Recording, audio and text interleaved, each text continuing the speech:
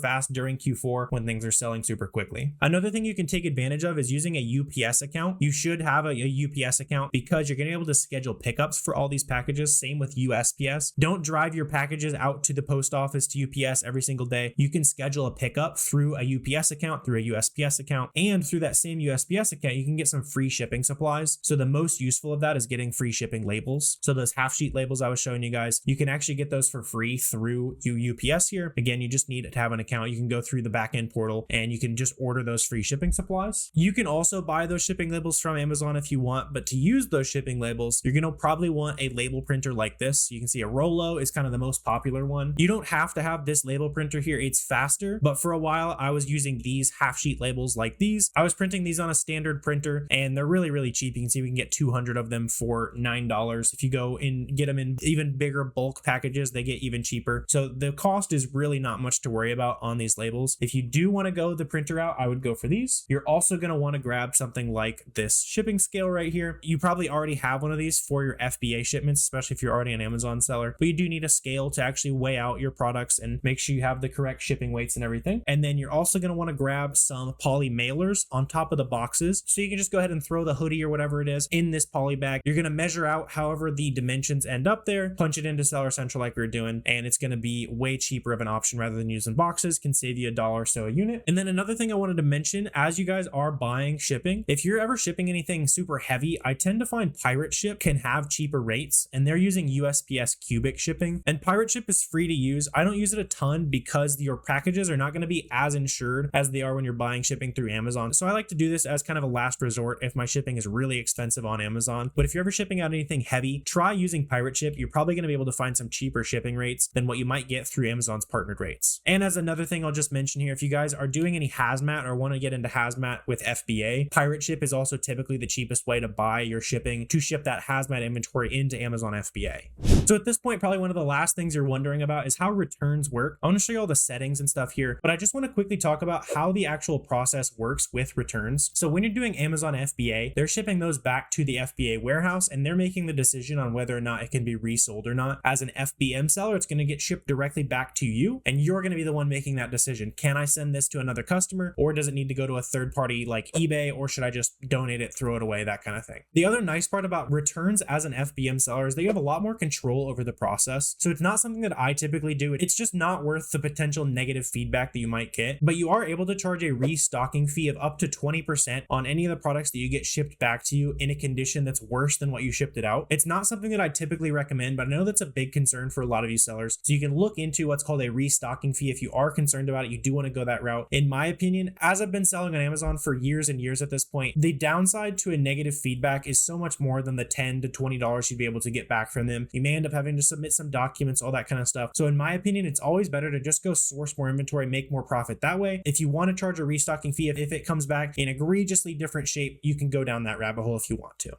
But within the back end of your return settings, again, if you want to set these up, just search return settings on your Seller Central. This is where you can set up your different settings, especially depending on different marketplaces, if you sell on different marketplaces. So another thing you can set in here is an automatic returnless resolution. So if you're selling a bunch of a certain product, something went wrong with it, you don't want to worry about returns on super cheap items, you can go and set that up in here. So we can do a returnless resolution. So let's say, for example, you're shipping out a bunch of books, and if the return reason was that you sent the wrong item, you picked out the wrong book, book, you're selling it in the USA marketplace. We're going to go ahead and add all that on there. And then if the item's price is below $10, you probably wouldn't want to do this for an expensive book, but if it's like an $8 book, you know you sent them the wrong book and it's just going to automatically give them a returnless resolution. You can go ahead and send them a new book, and this will keep your customers happy. I can see this being useful if you know you messed up on a certain product here. And so we can just go ahead and press save on that. We got to give it a name real quick. So we can say book wrong item. It was under $10. So we can go ahead and save that. So now anytime you have a customer request a return for this reason in this category between $0 to $10, it'll automatically resolve that return for them and give them a refund. This is also the section where you'll be able to manage those return addresses. So if you're going to ship back to a prep center instead of you can change that address here. And then under your return program settings, you can also choose if you want to offer free returns or no free returns. You're typically going to end up paying for the shipping label anyway. It's a customer's marketplace on Amazon. Returns are a necessary evil. It's part of why so many people shop on Amazon. So you can change how you want to approach returns on this screen here.